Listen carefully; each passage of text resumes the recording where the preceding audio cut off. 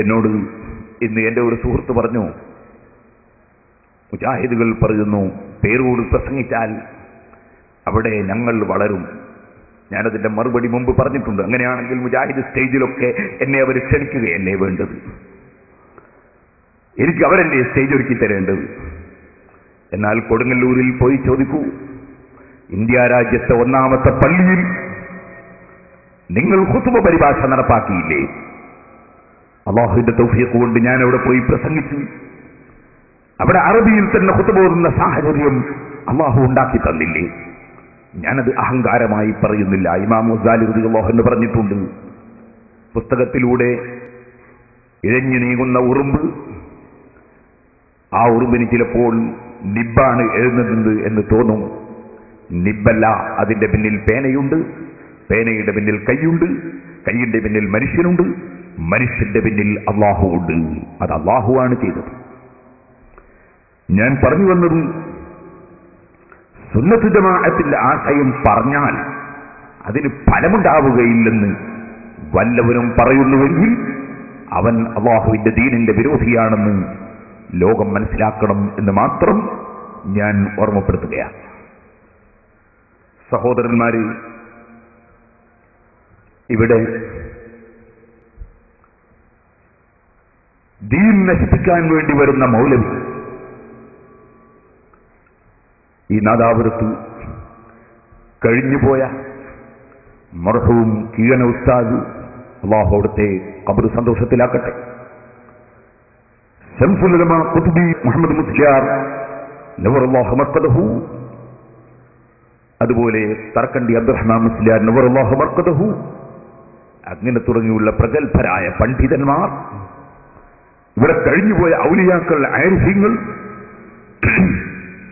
അവർ ജീവിച്ചിരുന്ന കാലത്ത് ഇവിടുത്തെ പള്ളിയിൽ ആരാണ് നിസ്കരിക്കാൻ വരുന്നത്, എങ്ങനെയാണ് ഖുതുബ നിർവഹിച്ചത്, എങ്ങനെയാണ് ഇവിടെ ഇസ്ലാമിന്റെ ആചാരം നടന്നത്, ഈ രാജ്യത്തുള്ള മുസ്ലിമീങ്ങൾ മരിച്ചാൽ എന്തെല്ലാം ആചാരങ്ങളാണ് നടന്നത് എല്ലാവർക്കും അറിയാവുന്നതാ. മരിച്ചാൽ ഖബറിനടുക്കൽ തൽഖീൻ ചൊല്ലിയിട്ടുണ്ട്, മയ്യത്ത് കൊണ്ടുപോകുമ്പോൾ ദിക്ർ ചൊല്ലിയിട്ടുണ്ട്, ഖുതുബ അറബിയിൽ തന്നെ നിർവഹിച്ചിട്ടുണ്ട്, പള്ളിയിൽ മൗലിദും റാത്തീബും ഒക്കെ നടന്നിട്ടുണ്ട്. അതുപോലെ മരിച്ച വീട്ടിൽ ഭക്ഷണം വിതരണം ചെയ്തിട്ടുണ്ട്, മരിച്ച വീട്ടിൽ ഖുർആൻ ഓതിയിട്ടുണ്ട്, ഖബറിനടുക്കൽ ഖുർആൻ ഓതി ദുആ നടന്നിട്ടുണ്ട്. അങ്ങനെ തുടങ്ങി കല്യാണ വീട്ടിൽ നിക്കാഹിന്റെ ശേഷം ഫാത്തിഹ ഓതി ദുആ നടന്നിട്ടുണ്ട്. അങ്ങനെ തുടങ്ങി എല്ലാ ആചാരങ്ങളും ആ വിവരമുള്ള മഹാന്മാർ ഇവിടെ ജീവിതത്തിൽ പകർത്തി കാണിച്ചു തന്നിട്ടുണ്ട്. അവർക്കൊന്നും അറിയാത്ത ഒരു പുതിയ അറിവ്, ഒരു വലിയ അറിവ് എവിടുന്നോ കിട്ടിയതുപോലെ ഒരു മനുഷ്യൻ ഇവിടെ കൊണ്ടുവന്ന് അല്ലാഹുവിന്റെ ദീൻ നശിപ്പിക്കാൻ വേണ്ടി നീണ്ട നാക്കടിക്കുകയാണ്. അത് ഇസ്ലാമിനെ സംബന്ധിച്ചിടത്തോളം പുത്തരിയല്ല. സഹാബത്തിന്റെ കാലത്ത് തന്നെ അത്തരത്തിൽ നാദീളമുള്ള ചിലർ സഹാബത്തിനെ മുശ്രിക്കീങ്ങളായി പ്രഖ്യാപിച്ചുകൊണ്ട് രംഗത്ത് വന്നിരുന്നു. അതിന്നും തുടരുന്നു. ഖിയാമത്ത് നാൾ വരെ ദീനിന്റെ എതിരാളികൾ അവരുടെ പ്രവർത്തനങ്ങൾ തുടരും. അല്ലാഹുവിന്റെ ദീൻ നിലനിർത്താൻ ഉദ്ദേശിക്കുന്നവർ അവർ അതിനെ പ്രതിരോധിക്കുകയും ചെയ്യും. ഇത് അല്ലാഹു തആല വെച്ച ഒരു സംവിധാനമാണ്. യഹൂദികൾ അവരുടെ ആശയം അല്ലാഹുവിന്റെ ദീൻ പൊളിക്കലാണ്, മുസ്ലിമീങ്ങളെ ഭിന്നിപ്പിക്കലാണ്. മദീനയിൽ ഔസ് ഖസ്റജ് എന്ന പേരിൽ രണ്ട് ചേരിയായി ഗ്രൂപ്പ് തിരിഞ്ഞുകൊണ്ടുള്ള യുദ്ധങ്ങൾ നടന്നിരുന്നു. അന്നത്തെ കാലത്ത് നടന്ന യുദ്ധങ്ങളും അന്ന് പരസ്പരം ആക്ഷേപിച്ച് സംസാരിച്ച സംസാരങ്ങളും പാട്ടുകളും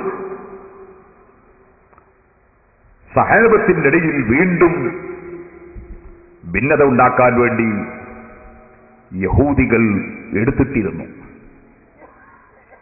ആ സമയത്ത് കൂടുതൽ ചിന്ത വരാത്ത ചിലർ പഴയ കാലത്തുള്ള ആ ഗ്രൂപ്പ് വഴക്ക് ഓർമ്മിച്ച് പരസ്പരം ഭിന്നിക്കാൻ നോക്കുന്ന സമയത്താണ് അല്ലാഹുവിന്റെ പരിശുദ്ധ ഖുർആൻ പഠിപ്പിച്ചു വഅതസിമു ബിഹബ്ലില്ലാഹി ജമീഅൻ വലാ തഫറഖൂ വദ്കുറൂ നിഅമത്തല്ലാഹി അലൈക്കും ഇദ് കുൻതും അഅദാഅൻ ഫഅല്ലഫ ബൈന ഖുലൂബിക്കും. നിങ്ങൾ അല്ലാഹുവിന്റെ ദീൻ, അല്ലാഹുവിന്റെ ഖുർആൻ മുറുകെ പിടിക്കണം. എല്ലാവരും ഒരാശയത്തിൽ തന്നെ ഉൾക്കൊണ്ട് ജീവിക്കണം. നിങ്ങൾ ഭിന്നിച്ചു പോകരുത്. കയർ എന്നാണ് അവിടെ അർത്ഥം വരുന്ന വാചകമാണ് ഖുർആൻ പറഞ്ഞത്. കയർ നബി സല്ലല്ലാഹു അലൈഹി വസല്ലം തങ്ങൾ നീട്ടിത്തന്ന ദീനാകുന്ന കയർ, അത് സഹാബത്തൊന്നടങ്കം അത് മുറുകെ പിടിക്കണം. അതിന്റെ തല അതിന്റെ ശേഷമുള്ളവർ പിടിക്കണം. അതേ കയറിന്റെ തല മുറിഞ്ഞു പോകാതെ ഖിയാമത്ത് നാൾ വരെ പിടിച്ചു വരണം. അതാണ് സനദ്, അതാണ് പരമ്പര, അതാണ് പാരമ്പര്യം. അത് വിട്ടാൽ വലാ തഫറഖൂ, നിങ്ങൾ ഈ കയർ വിട്ടുപോകരുത്. കയർ വിട്ടാൽ പിന്നെ നിങ്ങൾക്ക് ബന്ധമില്ല, കണക്ഷനില്ല. ഇത് തകർക്കാനാണ് യഹൂദികളുടെ ശ്രമം. അതിന് യഹൂദികൾ ചെയ്യുന്ന പരിപാടി എന്താണ്? അവര് ജനങ്ങളോട് പറയും, നിങ്ങൾ അല്ലാഹുവിന്റെ ഗ്രന്ഥം സ്വീകരിക്കണം, നിങ്ങൾ യോജിച്ചതെന്ന് ആ പാരമ്പര്യത്തിൽ ജീവിക്കണം എന്നതിന് പകരം നിങ്ങൾ അല്ലാഹുവിന്റെ ഗ്രന്ഥം സ്വീകരിക്കണം. ഒറ്റ വാക്കിൽ പറഞ്ഞാൽ അലി ഇബ്നു അബീ ത്വാലിബ് റളിയല്ലാഹു അൻഹു മുശ്രിക്കാണ്, കാഫറാണെന്ന് പറഞ്ഞ ആദ്യത്തെ പുത്തൻവാദികളായ ഖവാരിജുകൾ ഇനിൽ ഹുക്മു ഇല്ലാ ലില്ലാഹ്, വിധി പറയാൻ അധികാരം അല്ലാഹുവിന് മാത്രമാണ് എന്ന് പറഞ്ഞപ്പോൾ അലി റളിയല്ലാഹു അൻഹു പറഞ്ഞു, കലിമത്തു ഹഖ്ഖിൻ ഉരീദ ബിഹൽ ബാത്തിൽ. പറയുന്ന വാക്ക് ശരിയാണ്, പക്ഷേ ഉദ്ദേശം അത് ദുരുദ്ദേശമാണ്. ഇതുപോലെ ഖുർആൻ സ്വീകരിക്കണം എന്ന് പറഞ്ഞാൽ ഏതെങ്കിലും ഒരു മുസ്ലിമിന് പറയാൻ പറ്റുമോ ഖുർആൻ സ്വീകരിക്കാൻ പാടില്ല? അപ്പൊ പറഞ്ഞ വാചകം ശരിയാണ്, പക്ഷേ ഉദ്ദേശം അല്ലാഹുവിന്റെ ദീൻ തകർക്കലാണ്. അത് യഹൂദികളുടെ പദ്ധതിയാണ്. വഇന്ന മിൻഹും ലഫരീഖൻ യൽഊന അൽസിനതഹും ബിൽ കിതാബി ലിതഹ്സബൂഹു മിനൽ കിതാബ്. അല്ലാഹുവിന്റെ ഗ്രന്ഥത്തിലുള്ളതാണെന്ന് നിങ്ങൾ ധരിക്കാൻ വേണ്ടി അവരതാ അല്ലാഹുവിന്റെ ഗ്രന്ഥം ഉദ്ധരിച്ച് സംസാരിക്കും. വമാ ഹുവ മിനൽ കിതാബ്, അല്ലാഹുവിന്റെ ഗ്രന്ഥമാണെന്ന് പറഞ്ഞിട്ട് നിങ്ങളെ മുന്നിൽ അവർ അവതരിപ്പിക്കുന്ന ആശയം അത് പടച്ച റബ്ബിന്റെ ഗ്രന്ഥമല്ല. വയഖൂലൂന ഹുവ മിൻ ഇൻദില്ലാഹ്, അത് അല്ലാഹുവിന്റെ അടുക്കൽ നിന്നുള്ള നിയമമാണ്, ഗ്രന്ഥമാണെന്നവർ പറയും. വമാ ഹുവ മിൻ ഇൻദില്ലാഹ്,